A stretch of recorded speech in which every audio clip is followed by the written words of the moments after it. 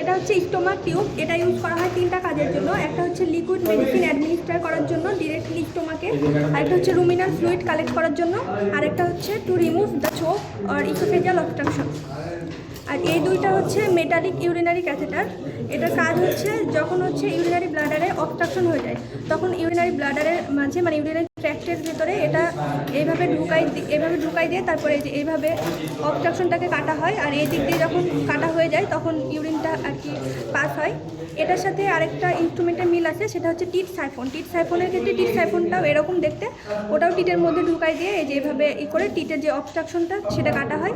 আর এই দিক দিয়ে তখন মিল্ক বের হয় আর এটার ক্ষেত্রে হচ্ছে ইউরিনটা বের হয়। আর এই দুটারও সেম কাজ। এই দুটা হচ্ছে রাবার ইউরিনারি ক্যাথেটার। দুটার কাজই হচ্ছে to remove obstruction into urinary. এটা হচ্ছে যে ম্যাকলিনস টিট নাইফ, এই যে এরকম থাকবে।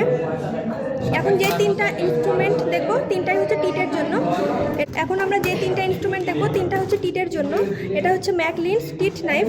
এটা হচ্ছে ফাইব্রাস কানেকটিভ টিস্যু যেগুলো জমা হয় টিটের ভেতরে, যেমন হাই ইল্ডিং গোট বা হচ্ছে ক্যাটেলের ক্ষেত্রে ডেলিভারির পরে হচ্ছে মিল্কটা কমে যায়, তখন সেখানে হচ্ছে ফাইব্রাস কানেকটিভ টিস্যু জমা হয়ে ওটা হচ্ছে অবস্ট্রাকশন হয়ে যায়, তখন মিল্কটা আর হচ্ছে অবস্ট্রাকশন যদি হয়ে যায় তখন আমরা হচ্ছে টিট সাইফোন ইউজ করব। আর যদি ন্যারো হয়ে যায় টিটটা তখন আমরা হচ্ছে যে এই তিনটা ইনস্ট্রুমেন্ট ইউজ করব। তার মধ্যে ফার্স্টে হচ্ছে ম্যাকলিনস টিট নাইফ। এটা দিয়ে হচ্ছে আমরা যদি ঘোরাই তাহলে হচ্ছে আর কি ন্যারো স্পেসটা আর কি ওয়াইড হয়ে যাবে, তখন আর কি মিল্কটা পাস করবে। আর এটা হচ্ছে হ্যাডসনস টিট স্পাইরাল। এটাও যদি আমরা টিটের ভেতরে দিয়ে এভাবে ঘোরাই তাহলে ন্যারো স্পেসটা ওয়াইড হয়ে যাবে, তখন মিল্ক পাস করবে। আর এটা হচ্ছে টিট কিউরেট। তিনটাই মেনলি ইউজ করা হয় to remove fibrous connective tissue to teat canal. এটা হচ্ছে টিট কিউরেট। এরকম আরেকটা ইনস্ট্রুমেন্ট আছে, সেটা হচ্ছে বোন কিউরেট। কি আছে? বোন কিউরেট।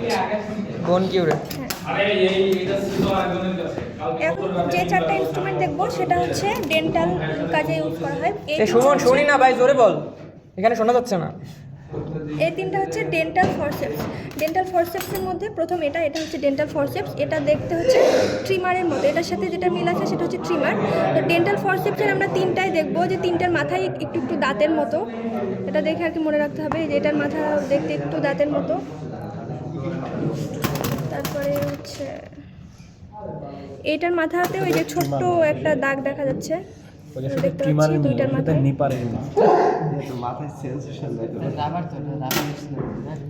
এটাও হচ্ছে ডেন্টাল ফরসেপস, এটাও হচ্ছে ডেন্টাল ফরসেপস।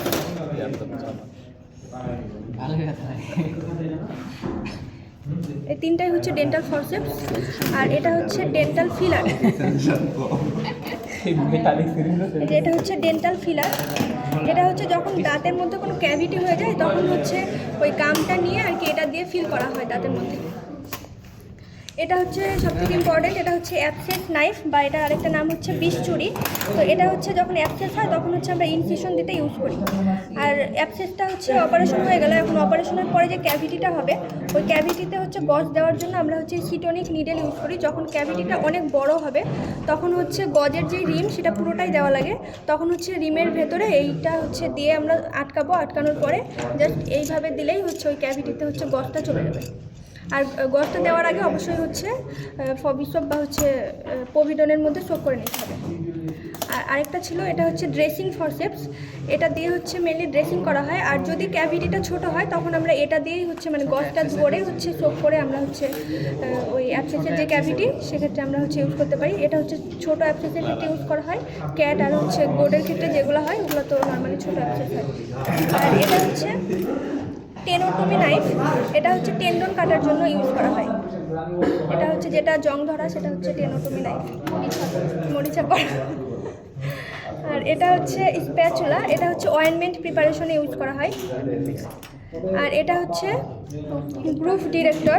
এটা মেনলি ইউজ করা হয় যখন আমাদের হচ্ছে হার্টের সার্জারি হয়, তখন হচ্ছে যে মানে যে কোনো অর্গানে আর কি সার্জারি করার সময় যে মাসেল লেয়ারটা থাকে, মাসেল লেয়ারটার নিচে যে অর্গানটা থাকবে সেটা হচ্ছে ডিরেক্ট করার জন্য আমরা হচ্ছে এটা মাসেল লেয়ারের ওপর দিয়ে এভাবে ঢুকাই দিই, যাতে হচ্ছে নিচে যে মাসেল লেয়ারের নিচে যে অর্গানটা আছে সেখানে ইনসিশন না লাগে।